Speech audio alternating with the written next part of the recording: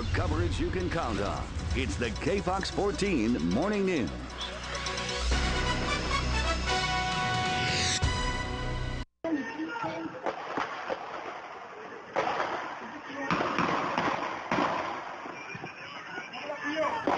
A wild shootout in the outskirts of Boston as police track down the suspects in the Boston Marathon bombings. And one of those suspects is dead. The other is on the run, and police say he is armed and very dangerous. Good morning, everyone. I'm Stephanie Guadian. Welcome to the KFOX-14 Morning News. And I'm Shelton Dotson. In addition to all of this, a native El Pasoan is caught right in the middle of all of this. The video that he shot at the scene is incredible, and you will see it and hear from him in just moments. Quickly, though, we want to get a check of our forecast this morning. Brad? Quick look outside this morning. Grab those jackets right now. Temperatures into the 40s again. 49 KFOX TV rooftop camera. KFOX early warning storm track Doppler. Cool 69, mostly sunny for today. Much more in your weather and traffic coming up. Let's get back to the breaking news. All right, thanks, Brad. A massive manhunt is underway right now. Police believe that a terrorist is on the loose in the Boston area. At this point, we know that at least one police officer is dead, another critically injured, and one suspect connected to Monday's marathon bombings is dead as well. KFOX 14 Morning News reporter Pamela Brown in Watertown, just across the river from Boston. Pamela? It has been a very chaotic few hours here in Watertown, Massachusetts. Around 9,000 officers on a manhunt for someone they are calling a terrorist connected to Monday's marathon bombings. One officer dead, another injured after what has been a very violent night of explosions, shootouts, and a carjacking. Boston is on edge this morning after a night of violence and chaos. Police responded to the Cambridge campus of MIT Thursday evening, where an officer was shot and killed. The area was shut down and the college community warned to stay away.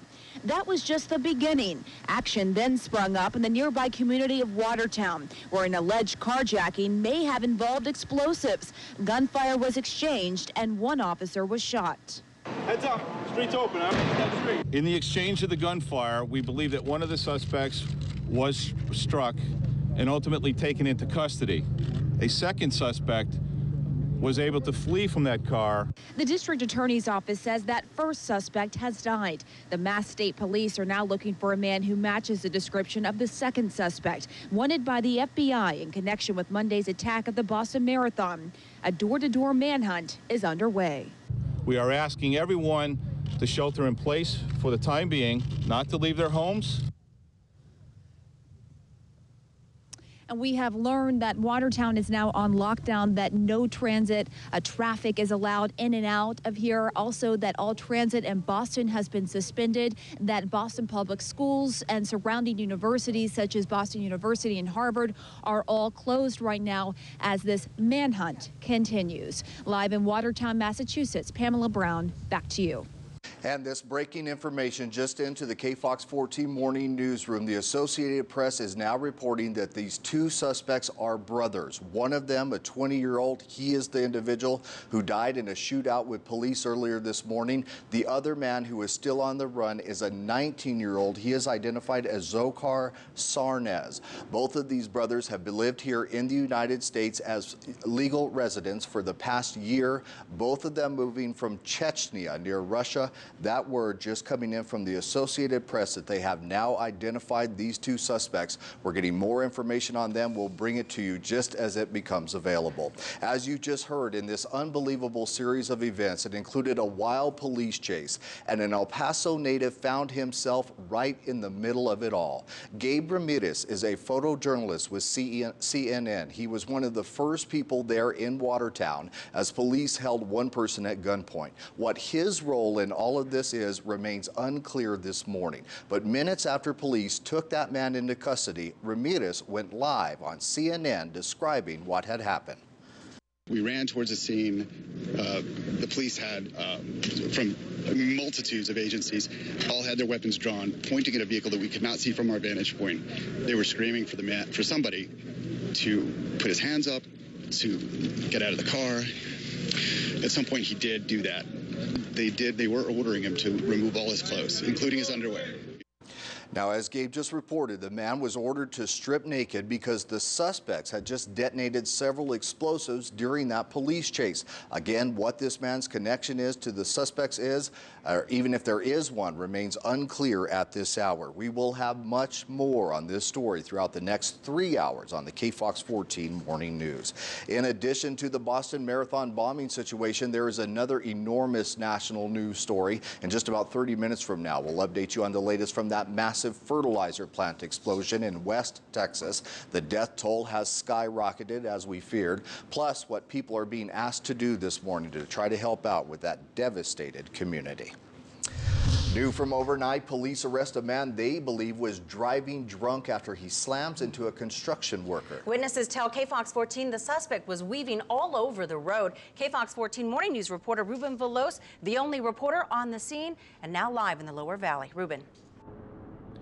Well, right behind me, you can see that construction workers are still finishing up their job. They were out here resurfacing the street when one of their own was hit. Now, this happened on Gateway East and Giles, right in front of this used car sales lot. Police tell me that just before 11:30 last night, a man in this Chrysler convertible was going eastbound on Gateway when he hit a construction worker. Now, police say the impact sent the construction worker flying several feet to the ground. They tell me the worker did survive and was able to walk on his own, and I spoke to a witness who says the driver also hit his car before hitting the worker. He describes what he saw. He knocked over the construction worker and then he was crawling on the ground. Later the police came and then they took the driver. And that construction worker suffered minor injuries. Police tell me that he refused to go to the hospital. Now, as for the driver involved in this accident, police tell me he was arrested on suspicion of driving drunk. Reporting live in the Lower Valley, Ruben Veloz, the KFOX-14 Morning News. Ruben, thank you. An argument leads to a shooting outside an El Paso gas station. Investigators say that a man and a woman were shot near Stanton and Mesa. A person identified as the shooter is in custody, but police say that doesn't necessarily mean that they have made an arrest. Yeah, I just saw the lady holding her waistline, and I don't even think the guy even knew he got shot because he was running around. The two people shot were taken to a local hospital. Both are expected to be okay. Local law enforcement agencies are preparing for a possible hostage situation.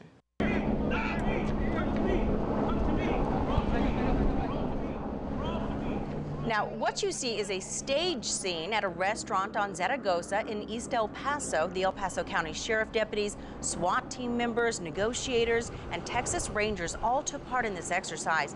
The special training tests the knowledge of law enforcement. It also gives various agencies an opportunity to work together.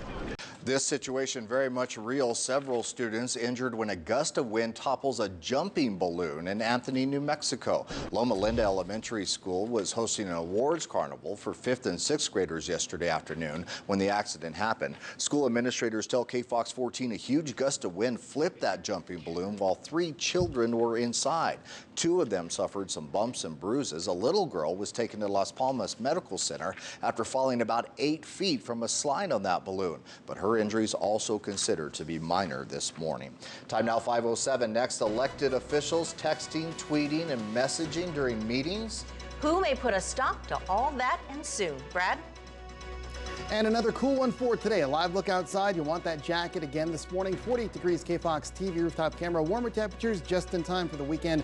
All those details in the KFOX-14 Morning News. It's coverage you can count on.